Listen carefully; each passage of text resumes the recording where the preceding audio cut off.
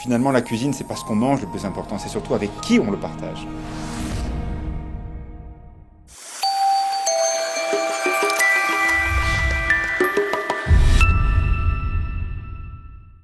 Nous sommes au cœur de la vallée des Bellevilles, 40 km entre Val Thorens et Moutier. Il y a une seule et même entité, c'est Saint-Martin-de-Belleville.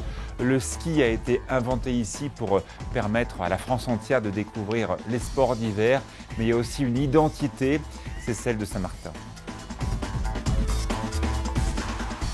Saint-Martin, les meilleurs, la Bouite, c'est une histoire d'amour depuis déjà de nombreuses années. On est au cœur des Trois-Vallées. Pendant des années, René amenait les clients avec son 4x4 parce que la piste n'est pas très loin, on n'est pas en bord de piste, on n'est pas loin de la piste. Et voilà, les clients de Courchevel, de Méribel, de Val Thorens venaient découvrir au déjeuner ce restaurant, puis repartaient avec des étoiles dans les yeux. C'était déjà bien avant les étoiles. Maxime n'était pas très doué à l'école, il était un grand sportif, biathlète, il est très sec, très rapide. Je crois qu'il a appris vraiment la rigueur dans le sport. Et il a préparé cette troisième étoile comme on prépare des Jeux Olympiques ou une grande épreuve sportive. Il a vraiment toujours su mettre une notion de performance, de précision. Et c'est ça qu'il a forcément emporté.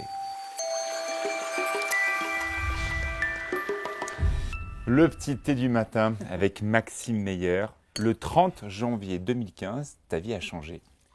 Alors notre vie a changé. Avec ton papa. L'établissement est rentré dans le soi-disant cercle des 3 étoiles. Et donc le directeur du Michelin nous appelle et nous dit « Je suis heureux de vous annoncer que vous êtes 3 étoiles ». Ça t'a changé la vie?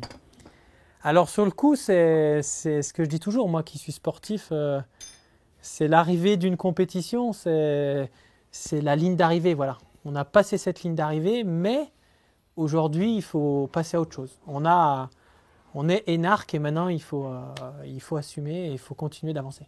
Comment tu l'as ressenti? Quel goût ça avait en toi, cette annonce?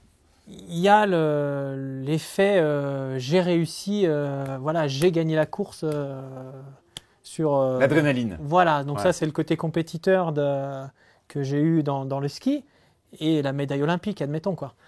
Et puis, il y a le côté entreprise où on se dit « Waouh, on va avoir un vrai bol d'air, on va pouvoir enfin avoir les moyens de nos ambitions ». Évidemment, c'est aussi une responsabilité. Tu rentres dans le cercle très précieux des meilleurs restaurants du monde. Pour cette vallée, ça a tout changé aussi. Alors ça, c'est quelque chose qui se rend compte au fur et à mesure. Parce qu'on n'était pas une région, une vallée gourmande, mais… Les Bellevilles. Voilà, autour de chez nous, en fait… la montée en gamme de l'hôtellerie. Ouais. Et donc, papa a créé tout ça au fur et à mesure. Et en fait, tout l'afflux de gens qu'on peut avoir dans nos vallées fait qu'on peut développer nos établissements. Et si on développe nos établissements, on embauche, on crée des choses. Et finalement, c'est l'évolution d'une maison qui fait que, je pense, on arrive à 3 étoiles. Et qu'en chaque chef étoilé, il y a un potentiel 3 étoiles.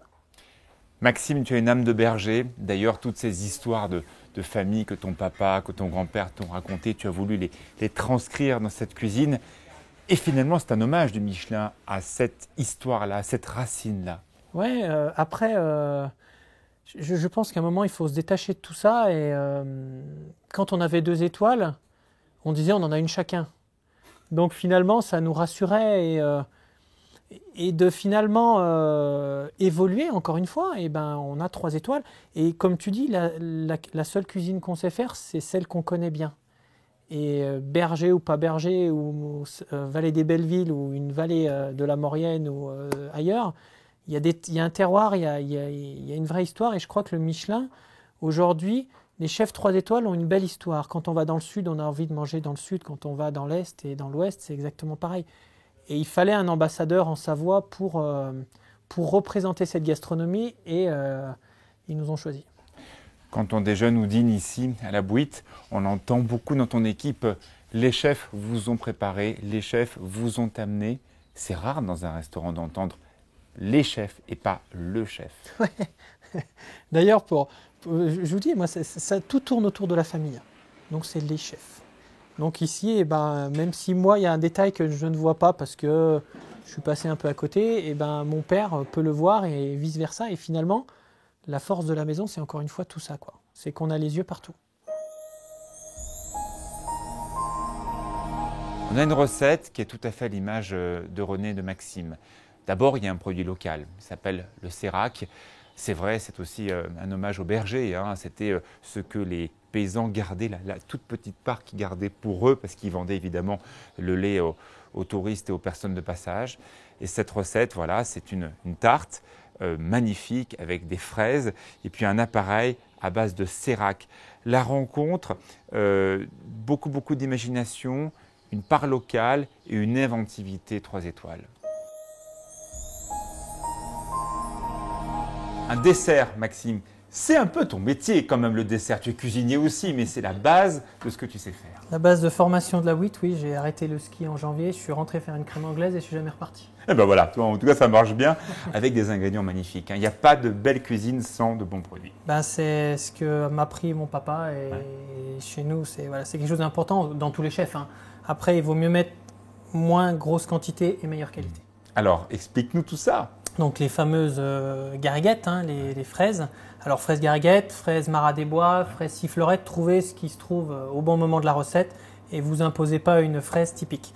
De la farine bien sûr, une poudre d'amande, un sucre glace, un beurre fermier, important pour nous. Les œufs bien sûr, un petit peu de citron vert, de la fleur de sel et le fameux sérac de chez Serge. Voilà, qui habite dans un petit village qui s'appelle Auchâtelard. Ouais. Il était amoureux de ces vaches tarines, hein, parce qu'ici c'était un terroir Beaufort, et c'est quelqu'un qui veut faire toujours mieux. Donc il a arrêté de faire du Beaufort et aujourd'hui il a des brebis. Donc il nous fait un sérac de brebis. Un petit peu de vinaigre et le tour est joué. Voilà, en gros c'est après la tome, il porte à ébullition le lait, du vinaigre, et après il y a 4% de matière grasse qui reste dans le lait. C'est ultra light. Hein. Le sérac, parce qu'en fait ça forme le sérac comme en montagne, il récupère ça, il moule ça et vous mangez ça. Ben, moi je vais vous l'accompagner d'un dessert. Ah c'est top. Mais sinon en salé ça marche très bien aussi. On est parti? On est parti. Allez, on te suit. Alors on va commencer par faire une pâte à tarte. Donc on va utiliser la feuille. Donc quand on a les batteurs, on a la feuille, après on a le crochet et le batteur. D'accord? Donc on va prendre notre beurre fermier. Donc on a dit 160 g de beurre. 160 g de beurre. Ça c'est fait. Après on a dit poudre d'amande. Poudre d'amande. Ce qui va être très intéressant, j'imagine que ta pâte va être très légère, très aérienne. Alors aujourd'hui, voilà, aujourd'hui en fait la pâtisserie a été très allégée en sucre, mais surtout en texture. Et en fait la pâtisserie vient vraiment à la fin du repas. Pour terminer le repas, il faut que ce soit quelque chose de léger. Du sucre glace, alors tu m'en as mis 90 grammes. 90 grammes. Oui. Moi je suis la recette, hein. Je fais rien mais je suis la recette. Après alors, 60 grammes d'œufs, ça ferait, je crois qu'un œuf c'est 20 grammes, c'est ça? Jaune et blanc. Non, l'œuf fait 50 grammes. Ah bon, j'étais un peu loin. Le jaune fait 20. Ah c'est ça, voilà, c'est le jaune qui faisait 20. 30. Alors tu prends jaune et blanc? Voilà, donc on va prendre un œuf. Oui. Et puis on rajoutera un petit peu plus. Donc tu mets tout, voilà. Jaune et blanc. Ok, donc ça fait un peu plus. Tu vois, on est à 57 grammes. Ok. 260 grammes de farine. Allez, donc farine, c'est pareil. Hein, il y a des farines 55, 65. Utilisez de la 55 comme tout le monde fait, il n'y a aucun problème. C'est la standard basique. Voilà, il n'y a pas de souci. Si possible bio, parce qu'il y aura un meilleur blé. Mais... Et on sait qu'il y a beaucoup de produits phytosanitaires dans les farines, voilà. dans les blés. Donc tant qu'à faire, attention. Il vaut mieux. Ouais, ça c'est clair. Pareil, encore une fois, ça ne coûte pas bien plus cher. Hein. Faites-en un petit peu moins. Bien sûr. Et mettez le bon dosage. Ben, j'aurais voulu faire exprès. Ah bah dis donc, tu l'avais pesé avant. Ah, c'est juste. Hein. Impeccable. 25 grammes de feuilletine. Voilà. Brisure de pâte à crêpes. Voilà, donc on va utiliser après parce que si on la met maintenant, on va beaucoup la malaxer et ça va la casser. Okay. Et l'histoire, c'est d'amener du croustillant dans cette fond de tarte en fait, que tout le monde sait faire. Toujours. Là maintenant, tu as donc la base de ta pâte à tarte. Voilà, donc bien avec tu l'as fait tourner combien de temps? Et ben en fait, quand la pâte se décolle de la cuve et que la cuve devient propre, on a terminé. Donc ça peut prendre, je sais pas, 3 minutes chez moi, ça peut prendre 4 minutes chez vous, mais en fait, il n'y a pas de science exacte. Ça dépend de la température, de l'altitude, voilà, il y a plein de choses, c'est vivant. Et voilà, bien sûr. Important. Donc il faut qu'elle se décolle de la cuve et une fois que la cuve est propre, on la débarrasse. Et ta pâte, tu la mets au frigo, elle repose? On va la filmer. Oui. On va l'étaler un petit peu pour que ça aille un petit peu plus vite. D'accord. Et elle repose? une dizaine d'heures. D'accord, Voilà. tranquillement, elle Tranquillement. repose comme ça, on Alors, peut en même fait, en faire d'avance. Voilà, et en fait, il y a une astuce. Si jamais vous êtes un petit peu en retard et que vos amis vous appellent à 10 h et qu'à midi, ils sont là à manger, étalez-la le plus finement possible entre le papier film. Et donc, sur une épaisseur d'1 centimètre, elle va reposer 10 fois plus vite que sur 10 cm. Exceptionnel, beaucoup plus rapide. Tout simplement. C'est parfait. On va voir Serge. Serge est aussi un des grands ambassadeurs de la vallée des Bellevilles. On est dans un tout petit hameau qui s'appelle le Châtelard. Serge est un personnage qui a une gouaille qui est complètement l'image de René et de Maxime. Lui aussi est un peu dépassé par ce qui se passe ici. Cette vallée des Bellevilles, c'est 40 ans de tourisme. Alors c'est beaucoup et c'est pas beaucoup. Voilà, il faut inventer la vie à l'année. Et je crois qu'il a gardé aussi les pieds sur terre. Il ne veut pas sacrifier son identité à autre chose. Alors, on est dans un petit village sur la commune de Saint-Martin-de-Belleville, un petit village qui s'appelle le Châtelard. Et on est dans notre ferme avec des brebis qui s'appelle la ferme de la Trantsa.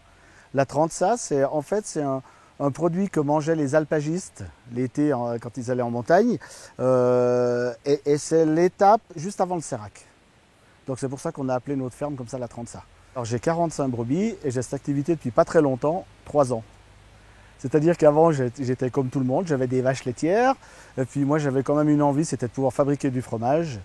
Et du coup, je n'ai pas pu le réaliser avec les vaches, puisqu'il fallait des quotas fermiers. Je n'ai pas réussi à obtenir de quotas fermiers, donc du coup, je me suis rabattu sur les brebis. Donc c'est bien parce que justement, j'arrive à faire ce que je voulais, c'est-à-dire du fromage, et c'est d'autant bien que ça a changé complètement le métier. Au lieu de faire la traite et de prendre le lait, le mettre dans des bidons, l'apporter à la coop pour faire du Beaufort, ce qui était très bien, mais ce n'est pas ce qui me convenait. Et moi, ce que je voulais donc, comme je vous disais, fabriquer du fromage. Et du coup, avec ça, ça me permet de le faire sur place. Et du coup, je revois plein de gens qui viennent à la ferme, tout ça. Et pour moi, c'est beaucoup mieux comme ça. Quand j'ai commencé, il y a 3 ans en arrière, j'y connaissais rien du tout aux brebis. C'est-à-dire que j'ai commencé, mais vraiment en autodidacte comme ça. Alors donc, ce que j'ai fait, c'est que j'en ai acheté 15 vieilles brebis que j'ai mis dans un coin de l'étable. Et c'est elles qui m'ont appris comment on faisait la traite et comment on s'en occupait en fait. Puisque du coup, elles sont encore là, on peut les voir. Et c'est elles qui m'ont vraiment appris le métier. Elles savaient ce que c'était que de passer une porte, d'ouvrir une porte, d'avancer sur le quai de traite et de se mettre d'aller se ranger comme il faut pour la traite. Voilà. Et ça, moi, elles m'ont bien aidé parce qu'autrement, tout ça, je pense que j'aurais eu du mal. C'est important qu'elles soient déjà sèches parce qu'autrement, elles vont se mettre à couler et on ne va pas arriver à avoir une croûte comme il faut. Ah ouais. Donc, tu vois, on peut bien voir la différence entre celles qui viennent. Déjà, de pouvoir travailler avec eux et de pouvoir leur proposer mes produits, c'est un grand honneur pour de le faire parce que c'est quand même pas tout le monde qui arrive à avoir 3 étoiles. Et pour moi, c'est pas évident non plus de pouvoir proposer un fromage qui leur convienne. Et je crois que la relation qu'on a, c'est une relation de confiance déjà. Ça, c'est bien. Mais plus que ça, c'est-à-dire que quand je vais chez eux livrer un fromage, par exemple, aussi bien, on va tester une nouvelle recette. Et ça, c'est pratiquement à chaque fois. Voilà.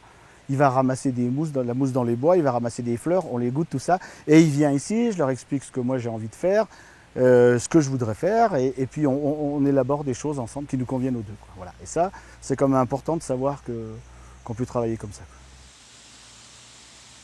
Ouais, je les aime bien. Alors j'espère qu'elles m'aiment aussi, quand même. Parce que là, on peut voir, elles sont en liberté. Et c'est vrai, on est à côté, elles ne bougent pas. Voilà. Mais c'est tout le temps. J'ai un chien, mais ce n'est pas vraiment pour les garder. Mais je peux partir et faire 50 km. Elles vont me suivre pendant 50 km. Il n'y aura pas de problème. Ça y est, ta pâte maintenant est terminée. Mais explique-moi, comment tu arrives à faire ça? C'est un truc de chef, ça. Alors oui et non. Oui, parce qu'il fallait y penser. Mais finalement, qu'est-ce qui est bon dans une pâte à tarte? C'est ce qu'il y a à l'intérieur. Ouais. C'est les abricots qu'on a coupés et qu'on a mis dedans généreusement. Voilà. Et en fait, nous, on a vraiment mis le minimum de ce qu'on estimait être bon. Donc finalement, c'est voilà. D'accord. Très bien. On t'a vu le faire avec ta règle, c'est très précis. Tu es un peu un architecte des desserts, toi. Non, mais en fait, quand il y a des choses établies, c'est beaucoup plus facile à appliquer. Évidemment. Alors là, maintenant, on a compris. C'est ce qui permettra de dresser tout à l'heure. Voilà. Maintenant, on fait l'appareil avec le sérac de Serge. Voilà, le sérac de Serge. Donc, encore une fois, on va prendre du lait. Enfin, on va chauffer un petit peu le lait. La crème et le sucre pour le dissoudre. D'accord. On va incorporer Le lait entier? Le lait entier, oui, toujours. Oui.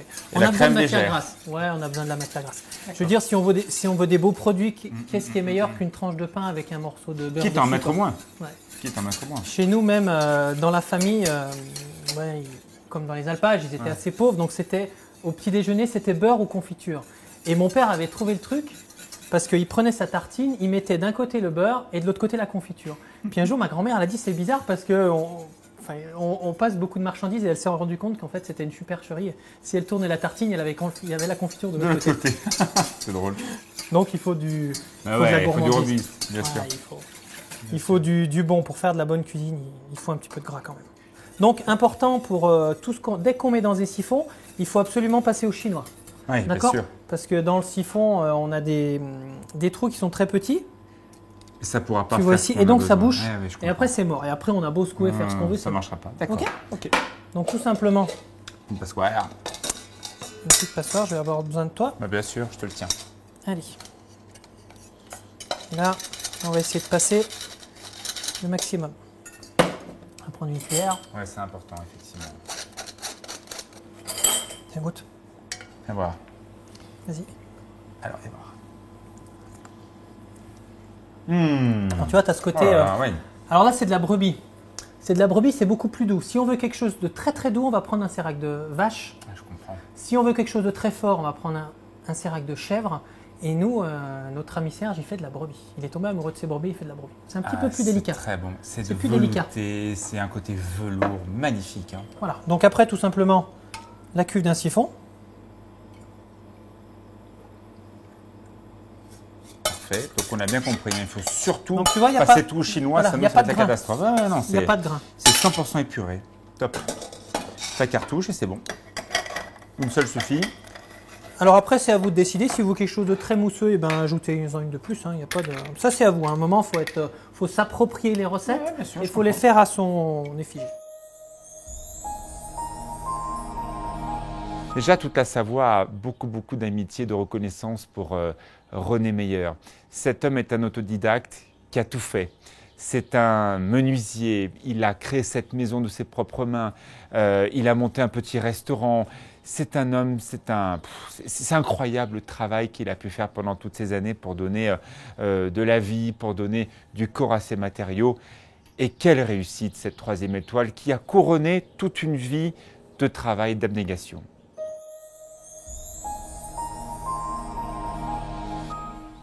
René, cette troisième étoile, quelle bataille, quelle bataille. Il n'y a pas un Savoyard qui ne m'ait pas dit, eh bien, s'il y en avait qui méritaient, c'était les meilleurs. Ben écoute, je suis content de l'entendre dire parce qu'on est toujours un peu inquiet. On se dit, est-ce que ça va être accepté par nos collègues? Parce qu'on s'aime bien, c'est une grande famille. Donc, s'ils ont dit ça, ça veut dire qu'on Tout les le monde a de méritait. l'affection pour le combat. Ton fils, bien sûr, qui est un compétiteur et qui, avec son acharnement, y est arrivé. Mais toi, René, toi qui est un autodidacte, qui a tout connu, qui allait chercher tes clients, qui les ramenait en 4x4 pour récupérer la piste. Oui, tout à fait. Mais voilà, c'est toute une vie. Pour moi, c'est ma vie. Ma vie, elle commence à la Bouite en 1976 et elle continue aujourd'hui en 2016. Donc, c'est extraordinaire. C'est une évolution de notre cuisine, de notre persévérance, de notre envie d'aller au bout des choses. Tu as fait tous les métiers, menuisier, ton restaurant, ta pizzeria, après ton grand restaurant, tu as tout fait. Oui, mais c'est toujours pareil, c'est une vie bien remplie. Voilà. Si on me redemandait de faire la même chose, je referais la même chose. René, tu es aussi un bâtisseur, cette maison tu l'as faite de tes mains. Alors tu préfères quoi? Avoir la main dans les outils ou la main dans la cuisine? Ben écoute, je crois qu'il faut les deux. Pour réussir quelque chose, il faut vraiment... il y a la cuisine qui est quelque chose de fabuleux, tu y es dedans, tu te mets dedans, tu as une pression aussi de service, c'est une vraie pression parce qu'il faut satisfaire tes clients. Mais en dehors de ça, il faut à un moment arrêter et faire autre chose. Et mettre toucher des cailloux, parce qu'on est des bâtisseurs, on est des gens qui aimons ça. Et toucher le caillou, toucher la truelle, le massette, c'est super. Puis en plus, la truelle, je la laisse le soir sur le chantier, elle ne va pas partir, elle est toujours là. Que le client, si on ne satisfait pas, il va s'en aller. Donc, non, mais moi, c'est un équilibre. T'aimes bien les deux. J'aime bien les deux. Ton fils Maxime, c'est un pâtissier. il gramme, il pèse, il est très organisé. Toi, tu es un cuisinier. C'est pas la même Oui. chose. Non, c'est pas du tout la même chose. C'est pour ça qu'on s'est bien entendus tous les deux, parce que justement, lui, en étant un ancien biathlète plus pâtissier, il a une régularité dans ses. Il est plus très organisé carré. que toi. Ah oui, moi je suis Tu bordé. mets le chenille? Ouais, moi je mets le chenille. Ouais, c'est vrai. Puis moi je peux. Aujourd'hui, non. Aujourd'hui, 3 étoiles, c'est carré. On a réfléchi au plat, on les a goûtés et tout. Ouais. Mais je suis plus quelqu'un qui va créer. On verra bien après. Voilà, c'est plus ça. Maxime m'a recadré dans tout ça et c'est ce qui est fabuleux, quoi. Mais, Quelle chance dans une maison d'avoir les deux approches. ben ça c'est Ça, c'est extraordinaire. unique. Hein. C'est un vrai bonheur de travailler ensemble, même si ben voilà, moi je suis beaucoup plus vieux et qu'il y a la jeunesse qui arrive. Je sens quand même qu'à un moment, il va falloir décrocher ou être un peu moins là sur la cuisine, peut-être faire autre chose, mais laisser la place aux jeunes, parce que ça, je suis persuadé qu'au bout d'un moment, on parlait des politiques en ce moment faut qu'ils prennent la retraite à 70 ans. Je pense qu'en cuisine aussi, c'est la même chose. On voit les plats actuellement défiler. Il y a une âme de berger dans tout ça. Ah ben c'est vrai. Je ne vais pas dire que j'étais berger parce que ce serait une bêtise, mais je crois qu'il faut. C'est très cuisine montagne, hein, simplement. Hein, c'est c'est très vert, c'est très nature. Et là, à l'image du dessert que nous a concocté Maxime, avec en plus un élément que tu connais bien, merci beaucoup Maxime, c'est le sérac. Ah merci. L'inspiration, on va la déguster ensemble. Là, tout ça, Maxime, c'est l'âme du berger, c'est l'âme de la famille, c'est l'âme de ce que tu lui as piqué, ce qu'il t'a apporté. Ouais, c'est vraiment encore cette cuisine à 4 mains et c'est ce qui fait notre force parce que on a des idées qui sont les mêmes mais on prend pas le même chemin. Ouais. Et au final, on arrive sur la même chose et quand on va déguster ça qu'on n'a jamais goûté, on vous le fait vraiment pour Goûte. vous Vas-y, comment- on va goûter ensemble. comment on hein. le sent et on aura deux. Oui, mais à la deux fin, goûts on arrivera différents. Mais toujours à la toujours même sur chose. On arrive toujours. Il manque une petite chose, il manque ça et Vous faites des testings. Ah c'est oui, bon oui, Ouais. beaucoup. Alors, je goûte. C'est pire que le guide Allez-y Michelin. aussi. Là, hein. Ton père. Ouais, c'est pire que le guide Michelin. Mais on se met à table et on mange tous les deux. Hein. Oh là là. Et là, l'idée, voilà, c'est le sérac. C'est le C'est vrai qu'il est bon. Hein. Le sérac qui On voit nous la fait. sérac différemment, quoi. Hein, que ce sérac, tu vois, ça c'est vraiment très disais en tout à finesse l'heure, et tout. La base me fait penser à un souvenir d'enfance. Ce lait concentré sucré, mais qui est tellement plus léger, tellement plus aromatique, parce que c'est de lait d'ici, Ouais. c'est les brebis d'ici, c'est pas un truc industriel. Puis ça a une vraie légitimité. Tu manges ça à Paris au milieu d'un gratte-ciel, tu dis oui, c'est une tarte avec du fromage, quoi. Que finalement ici, dans l'ambiance, dans l'histoire, dans qu'est-ce qu'on va raconter, ça marche, quoi. Puis en plus, on connaît la chèvre ou la brebis qui a fait le fromage, quoi. Ça c'est bien aussi. Et même là, si tu as vu, j'ai mis un petit morceau de sérac cru à l'intérieur. Tu as vu? J'ai vu, ça m'a Et ça surpris, apporte. et Ça ça m'a amène surpris plein de aussi. choses. Ça m'a surpris, mais Une ça très peut bonne amener idée, quelque hein. chose, ouais. Vraiment. Donc ça, c'est la base de quelque chose qu'on pourrait faire au restaurant en le bonifiant encore plus. Mais on va travailler l'idée de un petit base, peu, mais- fraise, sérac. Après, c'est vrai que ça marche. Tu Hein. sais quoi? Ça ramène ce que vous êtes, ça ramène de l'identité. Ouais. Et ce morceau de sérac en plein milieu, c'est de la matière, c'est la table des matières des meilleures. C'est vrai. Et Ah, pareil, ça, alors là, c'est. et on met quelques croustillants dedans et, Et c'est la super bon. fraise qui est dessus, c'est pas de la déco. Hein. Non, c'est vraiment qu'elle C'est va pas de avec. la hein. déco. C'est vraiment avec. Moi, j'aime beaucoup. Je suis bouleversé par l'identité. Il n'y a rien qui triche. C'est ce qu'on sait faire. Des chefs propriétaires, parce qu'aujourd'hui c'est une vraie sécurité pour l'avenir. Et puis 2 générations, et puis une maison qui a 40 ans. Et puis une cuisine qu'on n'a pas appris chez les autres, on l'a appris seul, ensemble. Donc voilà, c'est peut-être ça qui fait qu'on ose des choses qu'on n'a pas. Et puis voilà, il faut chercher dans sa mémoire et trouver des idées. Et puis les produits du coin, les produits de la région, quoi. Qu'est-ce que tu n'as jamais dit à Maxime? Je lui ai peut-être jamais dit qu'il était un grand cuisinier et que je l'aimais. Ça, je l'ai peut-être jamais dit.